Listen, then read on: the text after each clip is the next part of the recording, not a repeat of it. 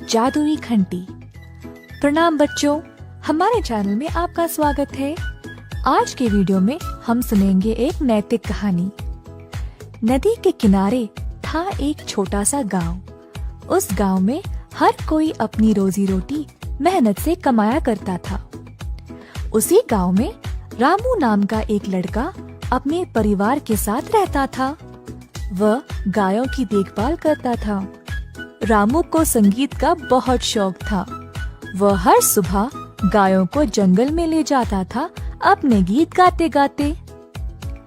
जब तक सारे गाय चराई करते थे तब तक वह एक बड़े से बरगद के पेड़ के नीचे विश्राम करता था और गीत गाया करता था। शाम तक वह गायों की देखभाल करने के बाद वह सारे गायों को मालिक के पास ले जाया करता था। इस काम के लिए मालिक रामू को 1 रुपया दिया करता था। रामू अच्छे से अपनी 1 रुपए की कमाई लेकर घर जाया करता था अपने माँ और छोटे भाई के पास।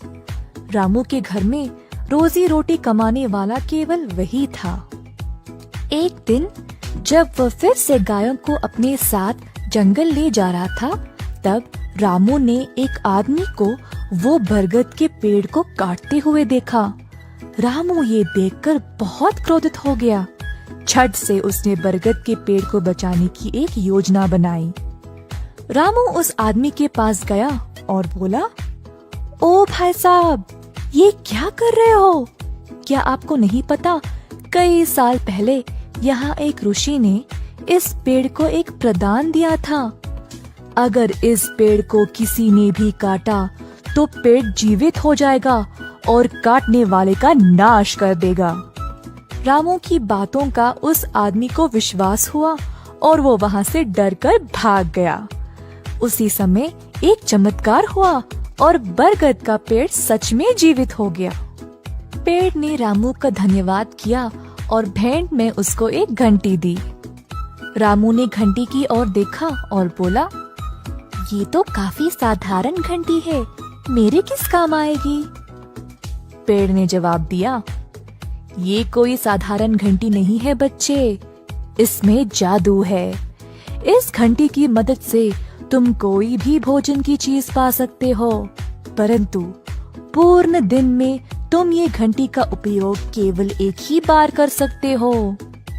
घर पहुंचने के बाद रामू की माँ ने पूछा, बेटा, आज इतनी देर क्यों लगा दी? क्या हुआ? जो भी उस दिन हुआ रामू ने अपनी माँ और भाई को सब बताया। अब से हमको भोजन की चिंता करने की कोई आवश्यकता नहीं है। हम जो चाहे वह खा सकते हैं। रामू ने घंटी बजाई और उनके सामने स्वादिष्ट भोजन प्रकट हो गया। उस रात सबने पेट भरकर भोजन किया और खुशी खुशी सो गए।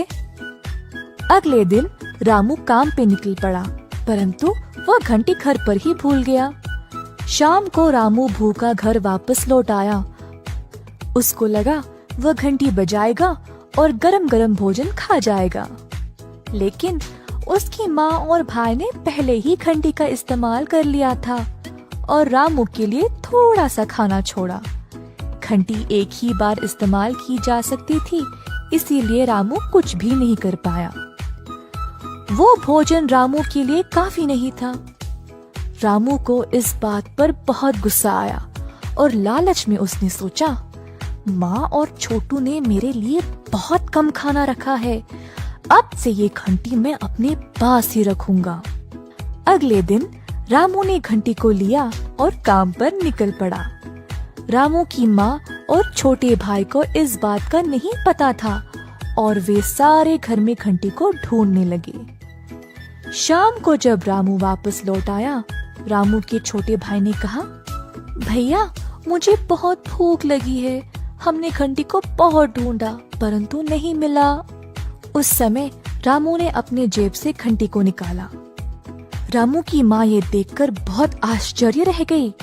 क्रोधित होकर उन्होंने कहा, तुम ये घंटी अपने साथ ले गए थे? तुम्हारे छोटे भाई ने सुबह से कुछ भी नहीं खाया। अपने स्वार्थ के लिए तुमने हमको भूखा छोड़ दिया। रामू को तब बहुत बुरा लगा और उसको अपनी गलती का एहसास हुआ।